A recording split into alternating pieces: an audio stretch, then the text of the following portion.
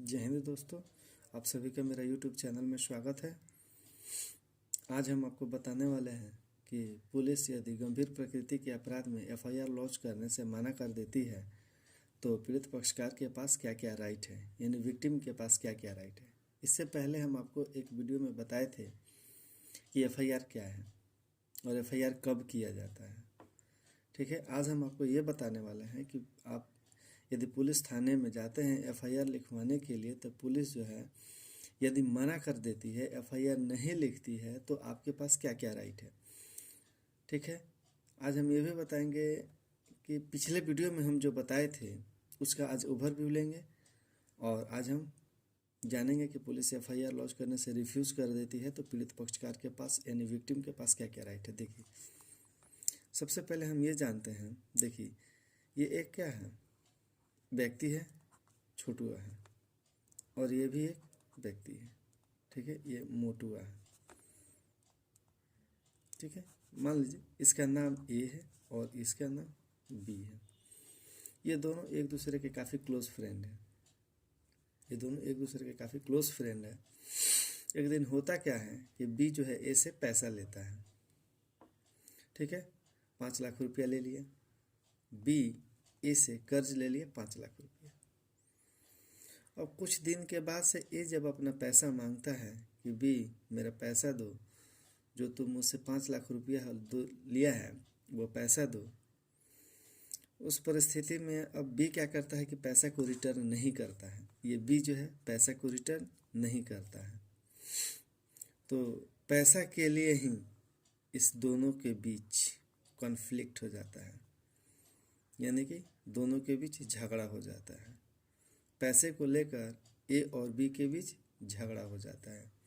अब होता क्या है कि ए जो है गुस्से में आकर अपने पास जो गन रखता है उससे फायर कर देता है, इसके सीने में गोली लग जाती है और ये बी जो है बेचारा स्पॉट डेथ कर जाता है यहीं पे।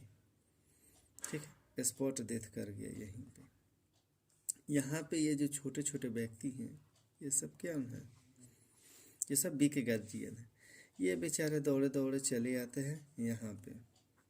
ठीक है, ये क्या है, देखिए ये एक पुलिस स्टेशन है। हम आपको पुलिस स्टेशन बना के दिखा रहे हैं। ठीक है, ध्यान से देखिएगा, पुलिस स्टेशन है। ठीक है, पुलिस स्टेशन है। इनके गार्जियन दौड़े दौड़े आते हैं पुलिस स्टेशन में क्या करने के लिए, एफआईआर लॉन्च करने के लिए, एफआईआर दर्ज करने के लिए। यहाँ पे देखिए ये दरोगा साहब जी बैठे हुए हैं। ठीक है, ये दरोगा साहब जी बैठे हुए हैं। अब ये लोग आते हैं दरोगा साहब जी के पास एफआईआर लिखवाने के लिए और दरोगा जी क्या करते हैं, एफआईआर करने से रिफ्यूज़ कर देते हैं, एफआईआर करने से मना कर देते हैं। सामान्य शब्दों में समझे तो एफआईआर करने से वो मना कर देते हैं, एफआईआर नहीं लिखते हैं। तो जैसे ये एफआईआर नहीं लिखेंगे तो ये जो गार्जियन है, ये सब पीड़ित पक्षकार है, ये सब पीड़ित है, इसके पास क्या क्या राइट बनता है, इसके पास क्या क्या राइट बनता है। तो सबसे पहला ये राइट बनता है कि वह सीआरपीसी के सेक्शन 154 का सब सेक्शन 3 के तहत वो क्या करे, एसपी के पास एक आवेदन दे, एसपी के पास एक आवेदन दे और उसमें अपराध के बारे में पूरी तरह से बताएं कि मेरे साथ ऐसे ऐसे हुआ है, हम पुलिस थाने में गए थे एफआईआर लॉन्च करने के लिए, दरोगा साहब जी जो हैं एफआईआर नहीं लिखे हैं, आप एफआईआर लिखिए और नहीं तो दरोगा जी को डायरेक्शन दीजिए एफआईआर लिखने के लिए। यदि एसपी साहब को लग जाता है कि ये मामला बनता है तो उनके पास दो ही ऑप्शन बचता है, या तो खुद इन्वेस्टिगेशन करेंगे, यहाँ पे एसपी साहब आएंगे, इस स्पॉट पे आएंगे तो इन्वेस्टिगेशन करेंगे। ठीक है, या तो खुद का इन्वेस्टिगेशन करेंगे और नहीं तो ये दरोगा जी को क्या करेंगे, डायरेक्शन देंगे। किस चीज़ का, एफआईआर लॉन्च करने के लिए, लॉन्च टू एफआईआर। क्या करने के लिए, एफआईआर लॉन्च करने के लिए डायरेक्शन देंगे। ठीक है, फिर से सुनिए, यदि एसपी साहब को लग जाए कि मामला बनता है तो या तो वो खुद इन्वेस्टिगेशन करेंगे या इन्वेस्टिगेशन करने के लिए दरोगा जी को डायरेक्शन देंगे। ठीक है, वो ये कहेंगे कि आप एफआईआर लॉन्च कीजिए और इन्वेस्टिगेशन कीजिए। सपोज कीजिए 1 मिनट के लिए कि एसपी साहब के ऑफिस से भी कोई कार्यवाही नहीं हुई, एसपी साहब भी कोई एक्शन नहीं लिए, तो अब इस पीड़ित पक्षकार के पास क्या राइट बनता है, वो क्या करेगा, कहाँ जाएगा? तो वो अब जाएगा सीआरपीसी का सेक्शन, फिर से देखिए सीआरपीसी के सेक्शन 36 के तहत वो क्या करेगा, इसका आवेदन देगा। सीआरपीसी के सेक्शन 36 का आवेदन देगा। कहाँ देगा? तो वह सीनियर ऑफिसर के पास देगा। तो अब बात है सीनियर ऑफिसर, किसके सीनियर ऑफिसर? तो एसपी साहब के सीनियर ऑफिसर। किसके सीनियर ऑफिसर? एसपी साहब के। तो एसपी साहब के सीनियर ऑफिसर कौन होते हैं? एसएसपी। यहाँ तक कि आप एसएसपी से लेकर आप आईजी डीआईजी तक पहुँच सकते हैं, ये सीआरपीसी के सेक्शन 36 के तहत। आप आईजी डीआईजी को भी एप्लीकेशन दे सकते हैं कि हम एसपी ऑफिस में गए, मेरे साथ ऐसा ऐसा हुआ, मेरे साथ कोई सुनवाई नहीं हुआ। आप एसएसपी के पास जाइए तो आप एसपी के अगेंस्ट में आप एप्लीकेशन दे सकते हैं। आईजी डीआईजी के पास जाइए तो आप एसएसपी के अगेंस्ट में आप एप्लीकेशन दे सकते हैं कि कोई कार्रवाई नहीं हुई। एसएसपी के ऑफिस से, एसपी के ऑफिस से कोई कार्रवाई नहीं हुई।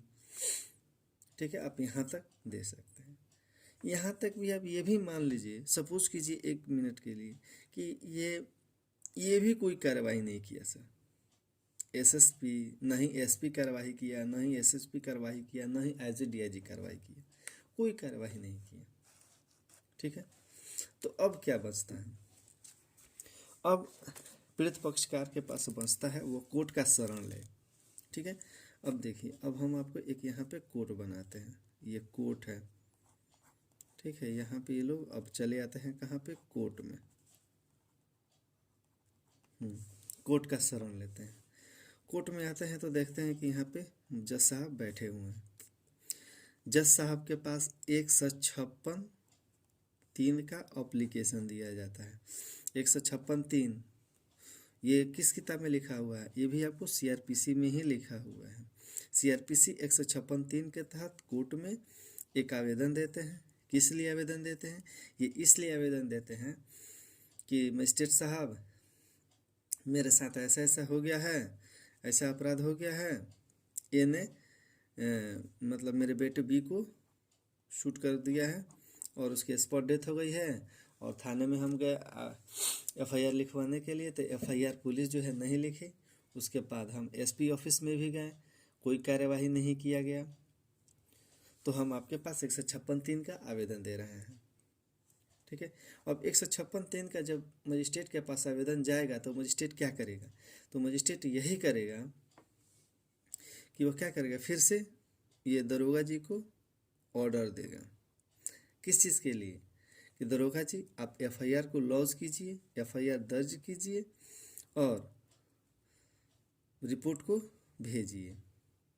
ठीक है, एफआईआर लॉन्च कीजिए और आप रिपोर्ट मेरे पास भेजिए। सपोज कीजिए 1 मिनट के लिए कि ये भी नहीं कोई कार्रवाई की, ये मजिस्ट्रेट साहब भी चुपचाप रह गए, ये भी कोई कार्रवाई नहीं की। ठीक है, तो यही एप्लीकेशन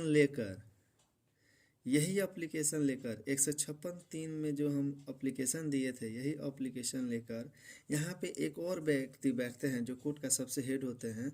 ठीक है, उनको बोलते हैं डीजे, उनको बोलते हैं डिस्ट्रिक्ट जज, और इन्हीं को हम लोग बोलते हैं क्या चीज़? सेशन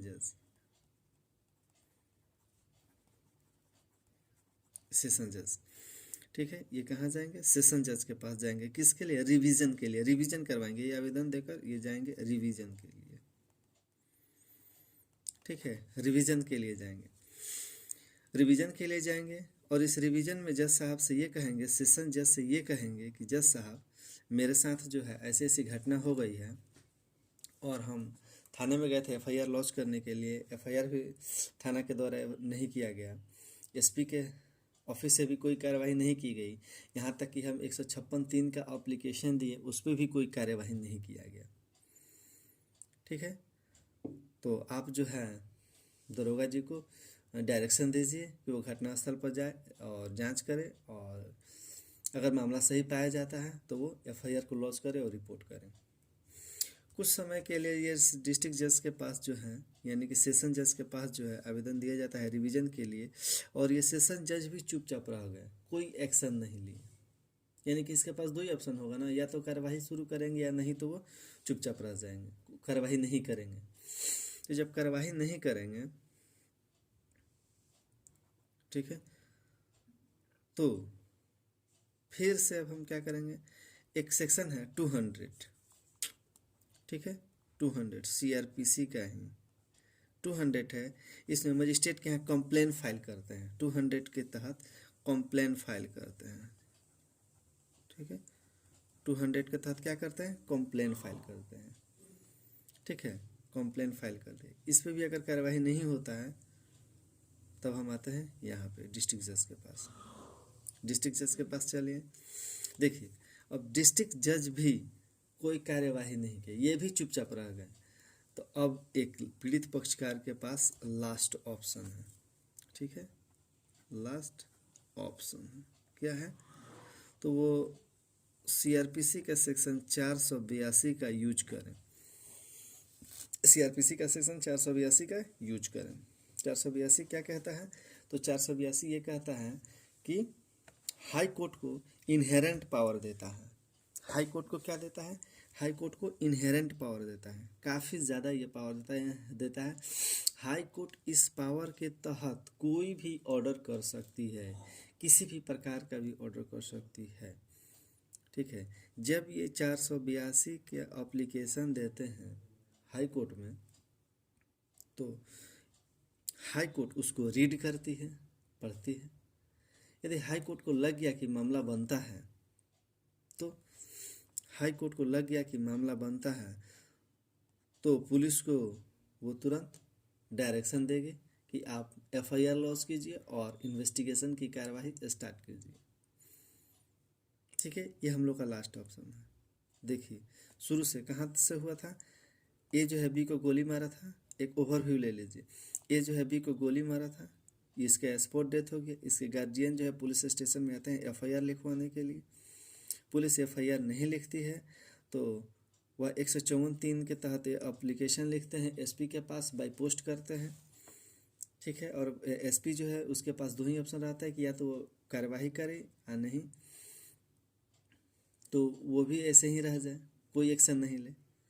यदि पुलिस जो है कोई एक्शन नहीं लेती है, ये एसपी ऑफिस की तरफ से कोई एक्शन नहीं लिया जाता है, तो व्यक्ति जो है क्या करता है, 156(3) का आवेदन देता है कोर्ट में, 156(3) का आवेदन देता है कोर्ट में। ठीक है, और कोर्ट में आवेदन देगा तो यहाँ पे मजिस्ट्रेट साहब बैठे हुए, मजिस्ट्रेट साहब फिर से ऑर्डर करेंगे दरोगा जी को।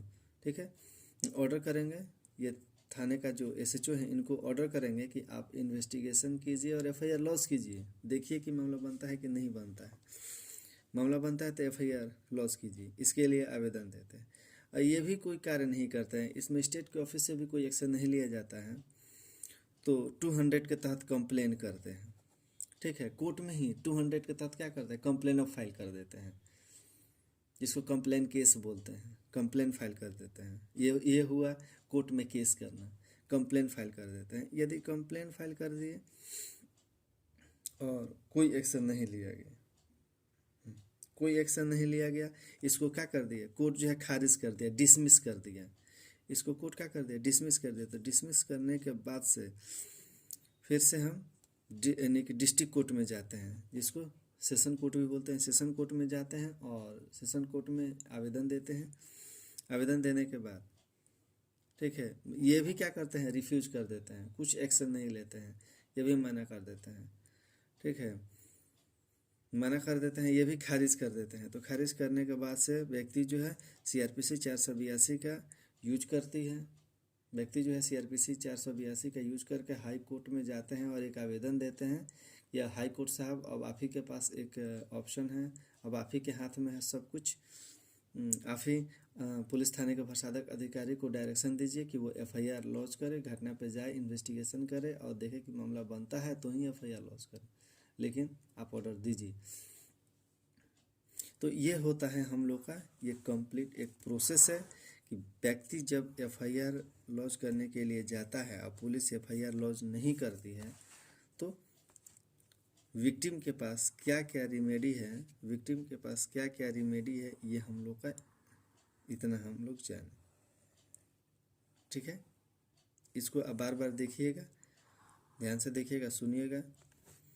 और यदि आपके साथ ऐसा होता है तो आप इस प्रोसेस का यूज करके आप जा सकते हैं, एसपी के पास भी जा सकते हैं, डीएसपी के पास भी जा सकते हैं, एसएसपी के पास भी जा सकते हैं, आईजी डीआईजी यहाँ तक कि पहुँच सकते हैं, कोर्ट में भी पहुँच सकते हैं, कंप्लेन फाइल भी कर सकते हैं, रिवीजन के लिए दे सकते हैं, यहाँ से नहीं होता 482 का दे सकते हैं आवेदन।